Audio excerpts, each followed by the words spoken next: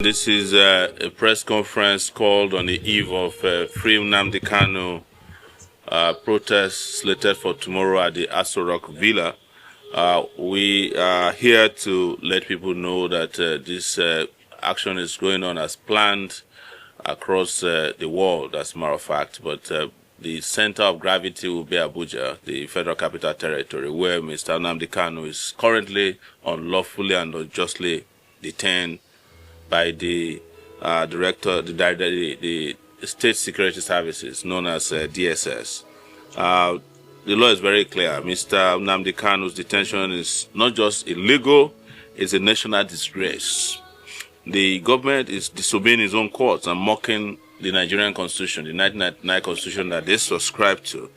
Here is the truth, and what they don't want you to know is that the Court of Appeal cleared Mr. Kanu in 2022 and discharged and acquitted him.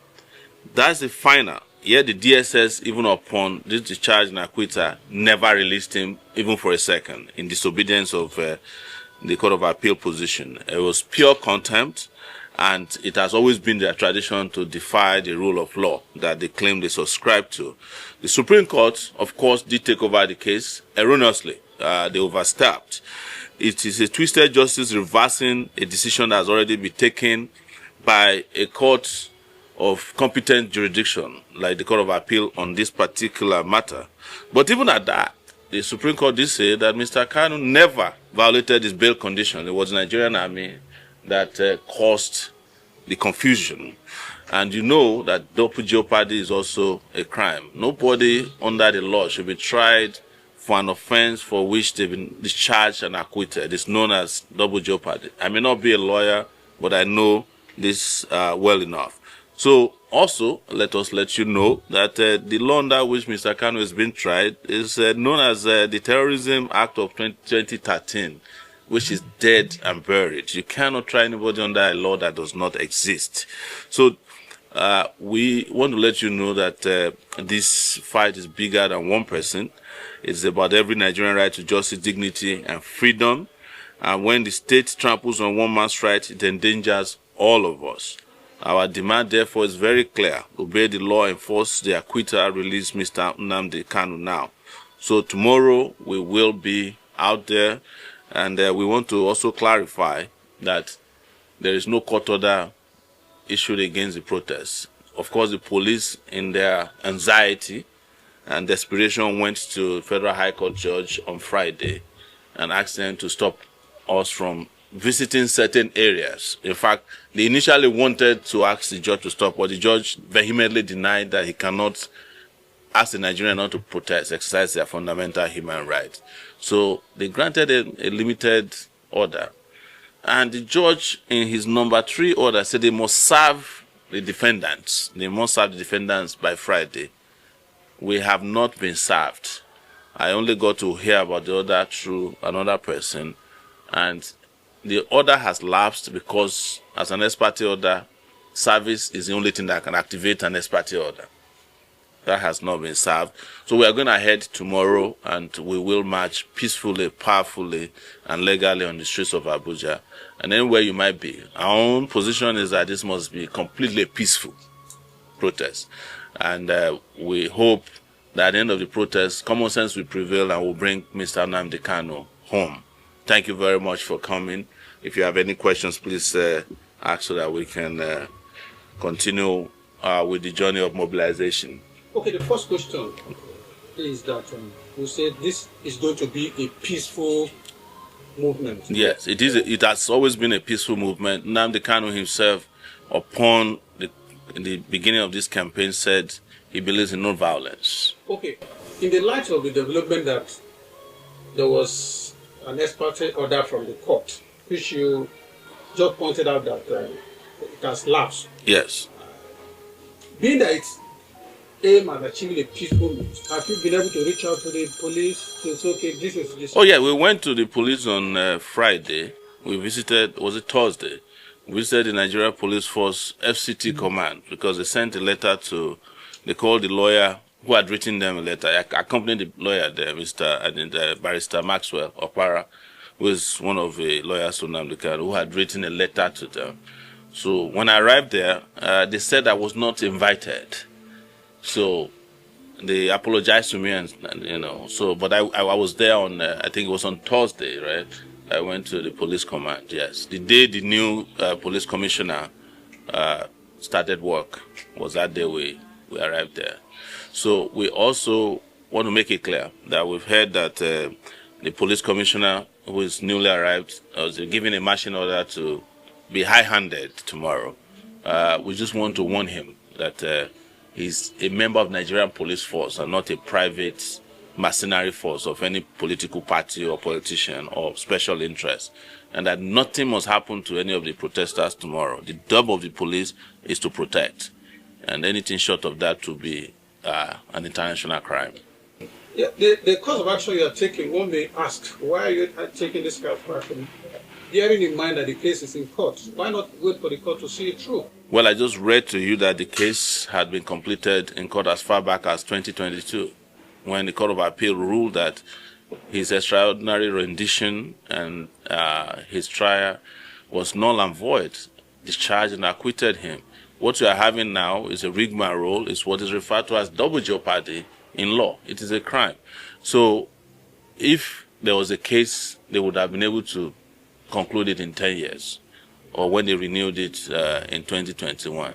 But the position of the law and the position of the court, which has not been vacated, is that it's discharged and acquitted. How far do you intend to see this truth, assuming it's not? Until Nnamdi Kanu is free. I want you to equally react to one doctor, a member of the NMA, that questioned the legality, the authenticity, and the right of the NMA to actually side with the government and then write a report in such a manner. What's your opinion on the NMA in this case is a disgrace. These are organizations that are supposed to be fighting for the right of doctors. I think maybe all the doctors with common sense has left the country. So we are left with those who can't think for themselves. Otherwise, the NMA I used to know under Dr. Bekor and Sonkuti would never have sided with injustice. Are you going to use the court to contest that position? Absolutely. I'm not a lawyer. He has a very solid legal team.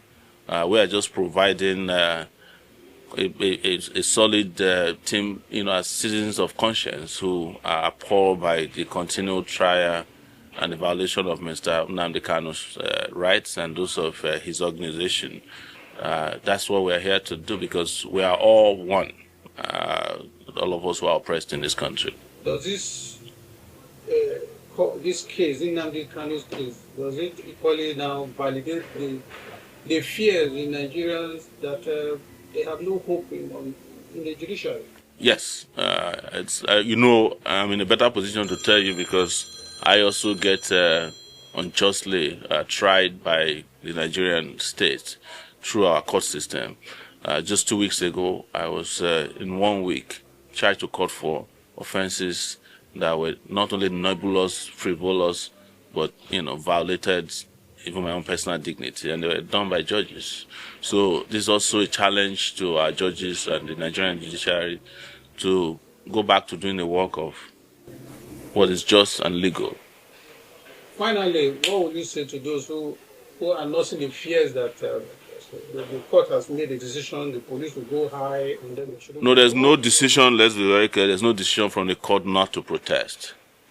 The only order that was given to the police, which we just saw today, said, don't go to Asorock and don't go to certain sensitive buildings, according to them. But we have told you the position of the law regarding an ex parte order obtained but not served. You can only activate an opt-out. And the judge was very clear.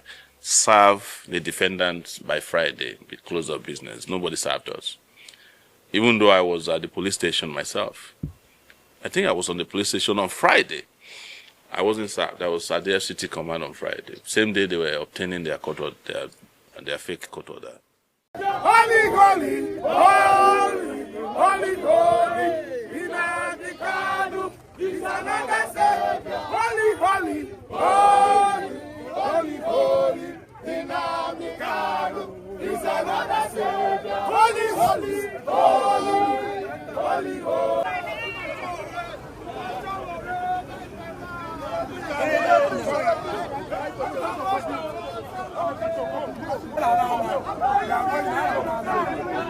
Nnamdi Kanu now. Free Nnamdi Kanu now. Our game here today is very simple. We just came to see you, to tell you that on Monday, we want to bring Nnamdi Kanu home. And we are not going to take a no for an answer. Because terrorists in this country, they can negotiate with government. Drug dealers in this country can be pardoned by the president.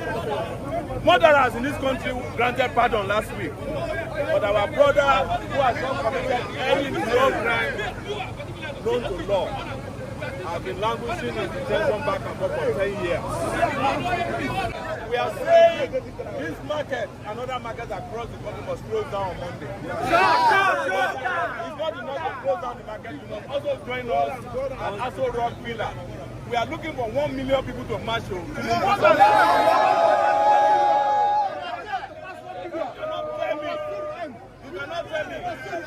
cannot tell me that there are no 1 million good people in this Africa. But the good news is that people are coming from everywhere. Kaduna, Port Harcourt, Lagos, even Osun State, people just contacted us that they are coming. This is not Igbo, Hausa, or Yoruba matter. This is a matter for justice. This country cannot continue to treat some people as second-class citizens. While some can get away with crime, some cannot even commit a crime. Even when they don't commit a crime, they end up detained forever. And you know me. I know them very well. You know, every week they charge me for something. So I know when I see rubbish charges, I know it. This one is #1 rubbish charge in Nigeria. It shall be well with you. We are inviting you Monday, please. Join us.